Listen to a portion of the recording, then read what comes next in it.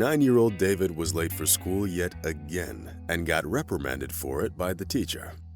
"Why are you always late? Don't your parents care?"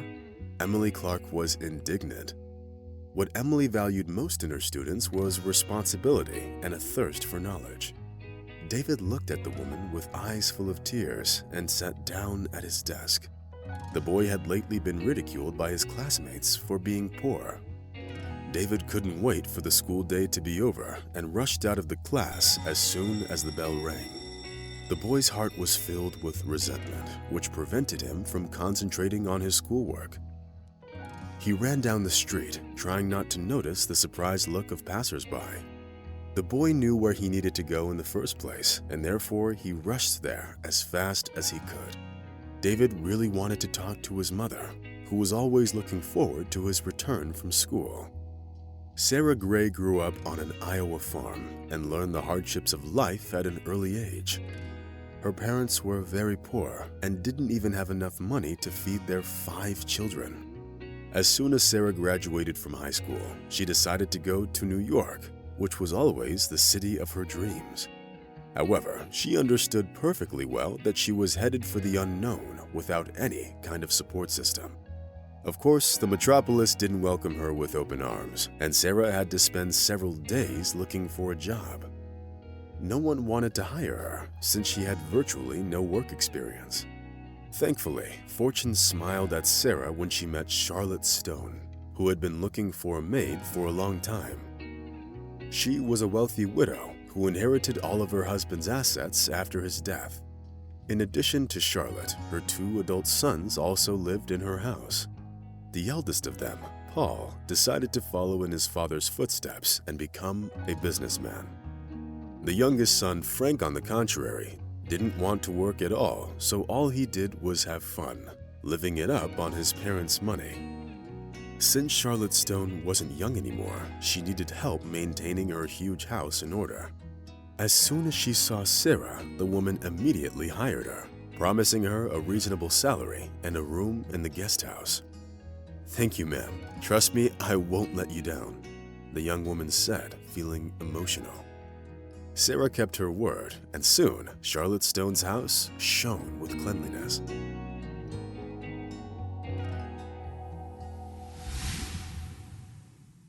The young woman was used to hard work from an early age, so she zealously kept order in the house and never refused to do additional work, often filling in for the gardener. Unfortunately, having plunged headlong into her work, Sarah didn't notice that Mrs. Stone's younger son had been watching her for some time. Frank considered himself an expert on women and never missed a single skirt. The young womanizer didn't leave Sarah without his attention. Unfortunately, being young and naive, the maid fell in love with him at first sight. Their relationship developed so quickly that Sarah didn't even realize when the 2 of them started sleeping together. Unfortunately, Sarah gave Frank her heart before she found out that he already had a rich fiancé. And that wasn't the only thing that shocked the young maid.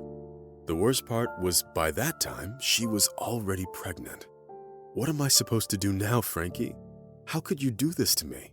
the young woman said with tears in her eyes. "What do you mean, how could I do this? You weren't exactly against this relationship." Frank objected. Least of all, he wanted to become a father. Trying to get some justice, Sarah turned to Mrs. Stone. However, instead of supporting the young woman, Charlotte told her that she would never accept a child born to a servant. Tears welled up in Sarah's eyes. Of course, given the situation, Sarah wasn't going to stay under the same roof with the man who took advantage of her feelings and betrayed them. Sarah left the Stone family home the very same day. Fortunately, the young woman managed to save up some money, which came in handy in her predicament. She managed to save up because she didn't need to spend the money on food and rent for quite some time. Having rented the cheapest motel room, Sarah plunged into a deep depression. She was well aware that being pregnant, she wouldn't be able to work soon, and so she needed to quickly find a way out of her predicament. The thought of getting an abortion was unacceptable to Sarah, so she firmly decided to have her child. In order to make ends meet, the woman decided to try her hand at business. Of course, she wasn't thinking of any business that required serious investments. All that the woman could count on was renting a small booth where she intended to sell fruits and vegetables. Sarah understood that she was taking a big risk, but she simply had no other choice.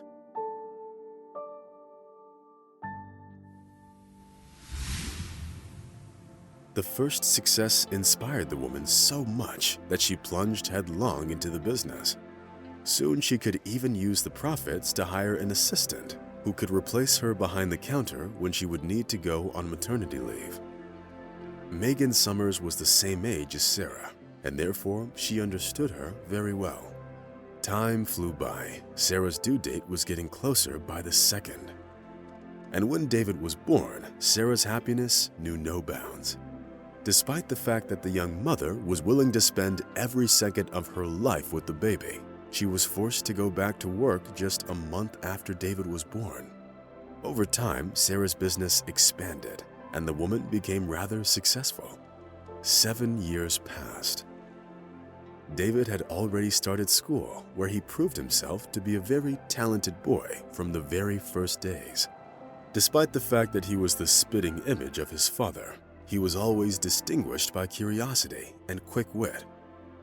David liked studying, so Sarah couldn't help but pin high hopes on him. Unfortunately, it turned out that life had quite a few more trials in store for the poor woman. About 6 months after David started school, his mother fell ill. Sarah started getting terrible headaches, always feeling exhausted. The doctors voiced the terrible diagnosis: cancer, but the woman didn't lose heart and kept running her business for as long as she could. When Sarah became very ill, she saw Megan, who'd made it to the position of a senior salesman by that time, to look after her son and her business. The woman felt that she didn't have long to live, and what she was worried about the most was her son, David. Unfortunately, despite the doctor's best efforts, Sarah passed away 3 days before her own birthday. Megan took care of the funeral arrangements and, as promised, took over Sarah's business. At first, the woman took care of David and tried to cheer him up as best as possible. But then she realizes what financial opportunities had opened up before her. Then Megan pulled away from Sarah's son and started pocketing more and more profits. Eventually, she simply ran away, having lied to the boy, saying that she was going on a business trip for just 1 month. Keep your head down and don't tell anyone that you're living on your own, or the social services will take you away, Megan said in parting. David looked at the departing woman and promised to wait for her no matter what.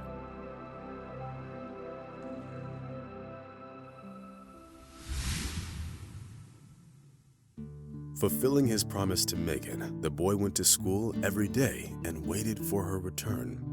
But when the horrible woman didn't return in a month, David realized that she had lied to him. Now he had to take care of himself.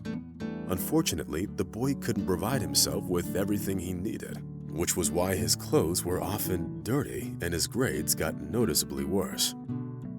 This caused his classmates to make fun of him, bringing the boy to tears with their attitude.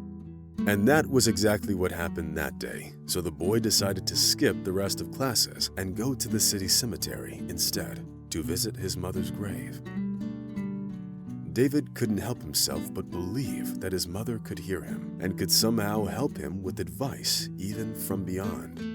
Approaching his mother's grave, the boy touched the tombstone with his hand and wept softly. Tears were streaming down David's face, but they didn't bring him any relief. Mommy, get up. You've rested enough. Why did you forget about me?" the boy asked through tears. Of course, the tombstone of his mother's grave couldn't answer the boy. Luckily, a caretaker was passing by and noticed the crying child. Upon learning what was wrong, the elderly man called the police, but the officers had no idea what they would have to deal with. The story of the orphan boy instantly spread throughout the city, and Emily Clark, the boy's teacher, was among the first people to learn about it. Tears welled up in the woman's eyes when she realized why David was always running late. "God, how many trials have befallen you, you poor child," said Emily and hugged the boy. Picking David up from the police station, the woman took him to her place and firmly decided to get custody of the boy. David's story received a lot of publicity, which made him sort of a local celebrity. It didn't only help the police catch Megan, who robbed the boy of his inheritance, but also got Charlotte Stone to see her grandson in the news. By that time, her troublemaker son Frank had died in a car accident, and therefore little David became her only memory of him. Mentally asking Sarah for forgiveness, Charlotte Stone did everything to ensure that the boy was well taken care of.